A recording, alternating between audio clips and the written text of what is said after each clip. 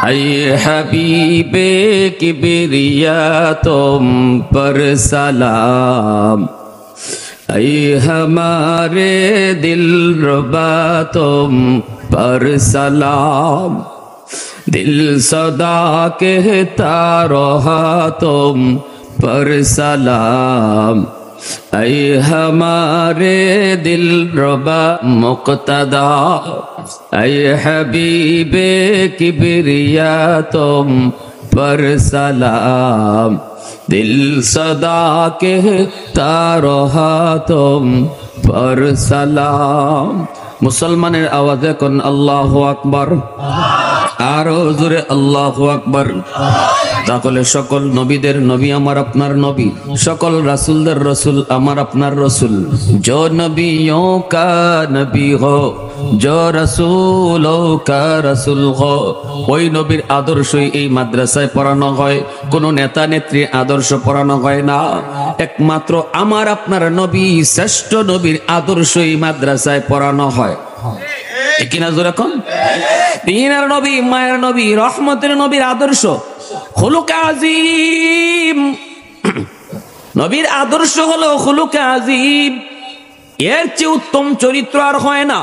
যেই চরিত্র ছিল আমার আপনার নবীর চরিত্র, এই চরিত্রটাই আজকে মাদ্রাসার বাচ্চাগুলারে পড়ানো হয়, আপনার বাচ্চাটারে শেখানো হয়। নবীর আদর্শ, নবীর চরিত্র হলো বাপ মার সেবা করো, মুরব্বীদের শ্রদ্ধা করো, উলামায়ে কেরামকে তাজিম করো, উস্তাদের প্রতি শ্রদ্ধা রাখো। এজন্যই মাদ্রাসার ছাত্রগুলা দেখবেন উস্তাদের জুতা বাইল করে রাখে, মুরব্বী দেখলে সালাম দেয়। মাদ্রাসার ছাত্রগুলা, কারণ তারা নবীর খুলুকে আযীমের ওয়ারিস, উত্তম চরিত্রের ওয়ারিস। ঠিক কিনা জোরে কোন? আরো জোরে কোন ঠিক কিনা? আমার নবীর একটা আখলাকের ঘটনা শুধু কই, আপনার বাচ্চারা এখানে পয়রা কোন আদর্শ শিখতেছে, কি আখলাক শিখতেছে, একটা এক্সাম্পল দেই।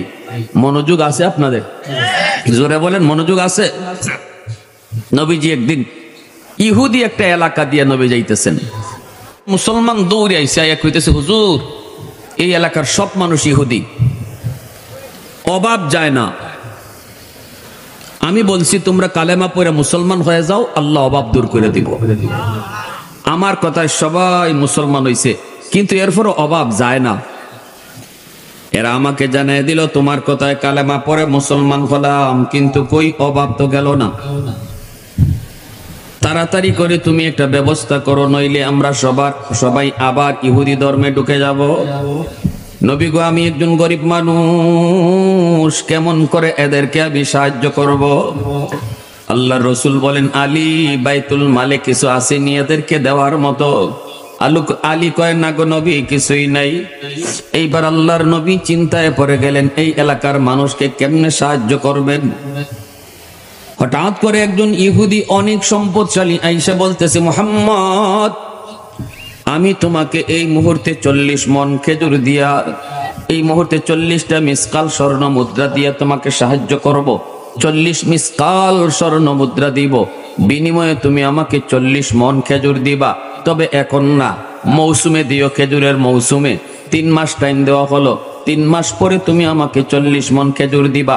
আমি তোমাকে এই মুহূর্তে 40 মিসকাল স্বর্ণ মুদ্রা দিব। আল্লাহর নবী কয়, ঠিক আছে, আমি আপনার কথা মানলাম। এই মুহূর্তে নবীজি 40 মিসকাল স্বর্ণ মুদ্রা নিয়া এলাকার মানুষের সবার মাঝে নবী বন্টন করে দিয়ে দিয়েছেন। এইদিকে নবীজির সাথে তার ওয়াদা হলো 3 মাস পরে 40 মণ খেজুর দেওয়া। 3 মাস এখনো পার হয় নাই, আরো 3 দিন বাকি আছে। নবীজি ওই এলাকা দিয়ে যাইতেছেন। আল্লাহর নবীর সাথে আলী না, ওই দিন ছিলেন আলী, আজকে হলেন উমর। ইহুদি নবীর রাস্তা আটকায় দিয়া কয়, মুহাম্মদ, মনে আসেনি আমার খেজুর দেওয়ার কথা? নবী কয়, আরো 3 দিন টাইম আছে। ইহুদি কয়, 3 দিন বুঝি না, এখন দাও এখন। আল্লাহ নবী কয়, তোমার কথা মতোই 3 দিন টাইম আরো বাকি আছে, এখন কেন দিব? কয়, এখনই দিতে হবে, খাড়ার উপরে দিতে হবে, দাঁড়ানো অবস্থায় দিতে হবে। বলুন তো ইহুদির আচরণটা ভালো না খারাপ? জোরে কোন, ভালো না খারাপ? ন্যায় না অন্যায়? হ্যাঁ, দুইজনের কথা মতেই টাইম হইল 3 মাস, 90 দিন, আরো বাকি আছে 3 দিন। 3 দিন পরে তুমি রাস্তা আটকাও, কিন্তু না, নবী রাস্তা এখনই আটকাইয়ে দিছে। নবীজির সাথে কে? নবীজির সাথে কে? ওমর। নরম না গরম? আর একটু বুঝছে কোন, খালি গরম না বেশি গরম? হ্যাঁ, উমরের নাম শুনলে তো শয়তান আরেক রাস্তায় ভাগে, ঠিক না? উমরের সামনে নবীর সাথে বেয়াদবি করতেছে, অথচ হযরত উমর কিছুই করতে পারেন না, কারণ রহমতের নবী নিজে এখানে হাজির। আল্লাহর নবীর কলারে ধরে ফেলছে ইহুদি। নবীজি কলারে ধরে কয় এখন খেজুর দাও। তবুও নবীজি তার হাত ধরে বুঝাইতেছেন, ভাই একটু বুঝার চেষ্টা করো, আমার জামাটা ছাড়ো, 3 দিন টাইম আছে। হযরত উমর গুসায় তিনি কাঁপতেছেন, চেহারাটা লাল হয়ে গেছে, তলোয়ার কিন্তু উমরের খোলা। উমর শুধু নবীর চেহারার দিকে তাকায় আছেন। নবীজি একটু ইশারা দিলেই ওরে সাথে সাথে 2 টুকরা, ঠিক না? কিন্তু নবী তো ইশারা দেন না। আল্লাহর নবী হঠাৎ করে উমরের দিকে তাকাইছেন, দেখেন উমরের চেহারা লাল, চোখগুলো বড় বড় হয়ে আছে। নবীজির সাথে সাথে হযরত উমর ফারুক রাদিয়াল্লাহু তাআলা আনহুকে ধমক দিয়ে বলেন, উমর চোখ নিচের দিকে নামাও। আল্লাহু আকবার, জোরে কোন। ধমক দেওয়ার কথা নবী ইহুদিরে, ধমক দিলে নিজের সাহাবীরে। হ্যাঁ, আমরা হইলে কইতাম কিরে তোরে সাথে লিয়ে ঘুরিয়ে জন্য দেখোস না, ঠিক না? বডিগার্ডে কইতাম বেটা এখনো চাই আছে কিতা দেখো, তাড়াতাড়ি কল্লা ফালাই দেও, ঠিক কিনা? কিন্তু আল্লাহ রসুল রহমতের নবী তো খুলুক আজিম, রসুলের চরিত্র উত্তম চরিত্র। আল্লাহ রসুলকে ওমর চোখ নিচে নামাও, সে পাওনাদার, 2 কথা বলতেই পারে, তোমার আমার রাগ করা উচিত নয়। সুবহানাল্লাহ, জোরে এখন শুনেন আজকে এই মাদ্রাসাগুলাতে আপনার সন্তানদের কি আদর্শ শেখানো হইতেছে। আল্লাহ নবী রহমতের নবী কে ওমর কানে কানে নবী কয়ে যাও, এখনই তারে 40 মণ খেজুর দিয়ে দাও, আর দেওয়ার সময় 10 খেজুর তারে বেশি দিও। হযরত ওমর কয়, নবী গো বেশি কেন দিব গো নবী? আল্লাহর নবী কয়, তুমি যে তার দিকে চোখ লাল করে তাকাইছো, এর জরিমানা হলো 10। আরো আস্তে কোন সুবহানাল্লাহ, আরো আস্তে কোন সুবহানাল্লাহ।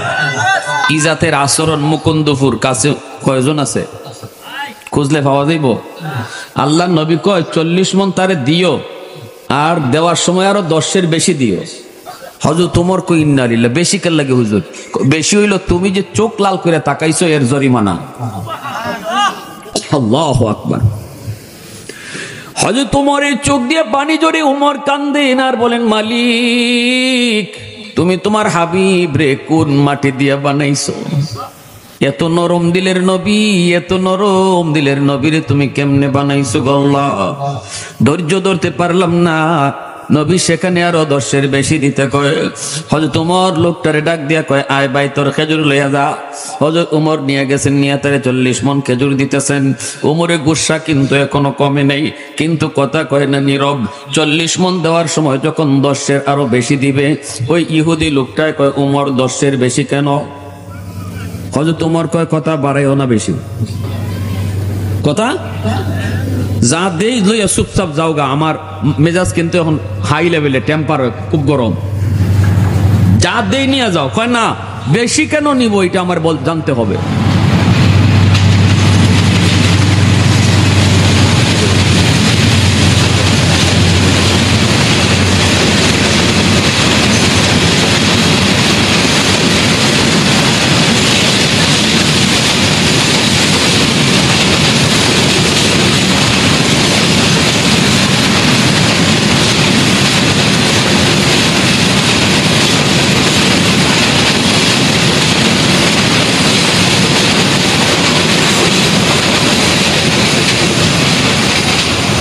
আজানের কয় মিনিট বাকি আছে?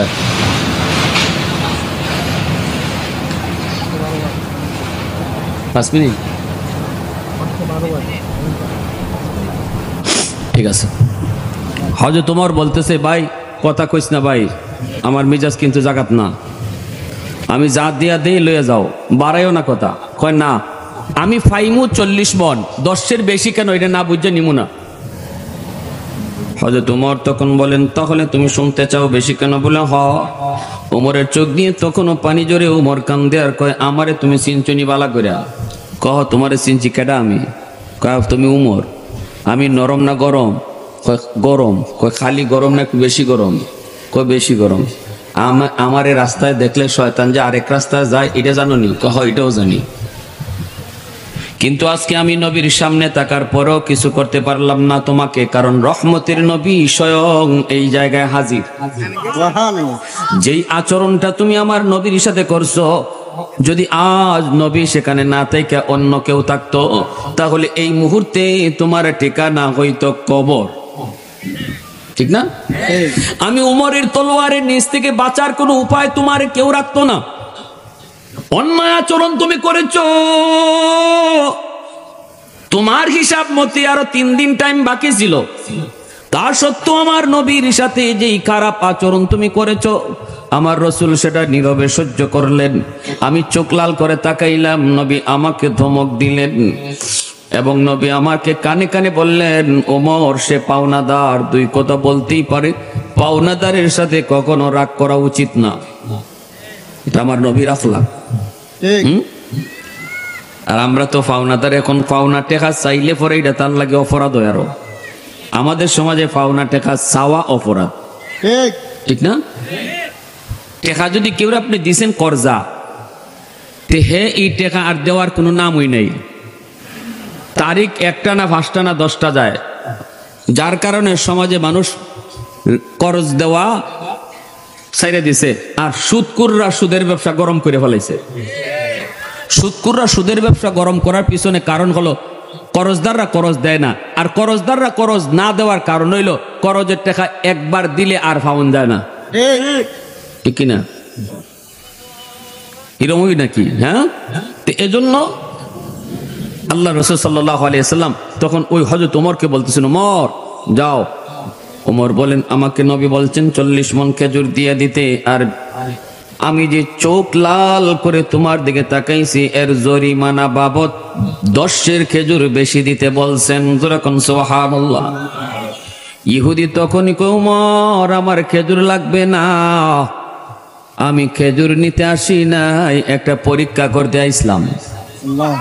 আর একটু আস্তে কোন সুবহানাল্লাহ, আর একটু আস্তে কোন সুবহানাল্লাহ। এরে ওমর, আমি তাওরাত কিতাবের একজন আলিম, তাওরাত কিতাবের একজন পণ্ডিত, তাওরাত কিতাবে পেয়েছি আখির জমানার নবী উত্তম চরিত্রের অধিকারী হবে। কেউ খারাপ ব্যবহার করলে হয়নি, খারাপ ব্যবহার করবেন না, খারাপ ব্যবহারের জবাবে তিনি উত্তম ব্যবহার দিবেন। এই আচরণটা আমি নিজের চোখে দেখতে চাইছিলাম, যার কারণে ইচ্ছা কইরা খারাপ আচরণ করছি। আজ আমি নিজের চোখে দেখলাম তাওরাত কিতাবের মধ্যে যে আলামতটা নবীর মাঝে ছিল, সেই আলামতটা আমি নিজের চোখে আজকে পেয়ে গেছি। অতএব আমার খেজুর লাগবে না, এই মুহূর্তে আমাকে কালেমা পড়ায়া নবীর দরবারে নিয়ে যাও। আওয়াজ দিয়ে কন্যা সুবহানাল্লাহ, আরো জোরে সুবহানাল্লাহ।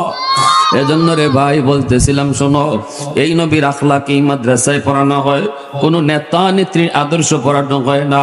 এজন্য ধন্য ওই বাবা, ধন্য ওই মা, যেই মা যেই বাবার সন্তানটা হাফেজ হয়, যেই মা যেই বাবার সন্তানটা আলেম হয়, দুনিয়াতে তার মাথায় পাগড়ি পরাবে তার উস্তাদগণ, কিন্তু কিয়ামতের ময়দানে ওই হাফেজ সাহেবের আব্বা আম্মার মাথায় পাগড়ি পরাইবেন আল্লাহ নিজের হাতে। সুবহানাল্লাহ। মান ক্বারা আল কুরআন ওয়া আমিলা বিমা ফিহি উলবিসা ওয়ালিদাহু তাদান ইয়াউমাল কিয়ামা। এই কথা আমার নবী বলছেন, হাসরের মাঠে আল্লাহ একটা পাগড়ি হাতে নিয়ে দাঁড়ায় থাকবে আর বলবে, কোথায় বাপ মারা? নবীর বাপ মা আয়েশা কইব, আল্লাহ আমি তো অমুক নবীর আব্বা, অমুক নবীর আম্মা। আল্লাহ বলবেন, আমি কোন নবীর বাপ মারে খুঁজি না, নবীর বাপ মারে খুঁজি না। এমনি আলেম হাফেজের বাপ মা আয়েশা কইব, আল্লাহ আমি অমুক হাফেজ সাহেবের আম্মা, অমুক হাফেজের বাবা। আল্লাহ তখন হাসরবাসীর সামনেই বলবেন, আমি তো তোমাদেরকেই খুঁজতেছি। সুবহানাল্লাহ। নিজের হাতে আল্লাহ মাথায় পাগড়ি পরায়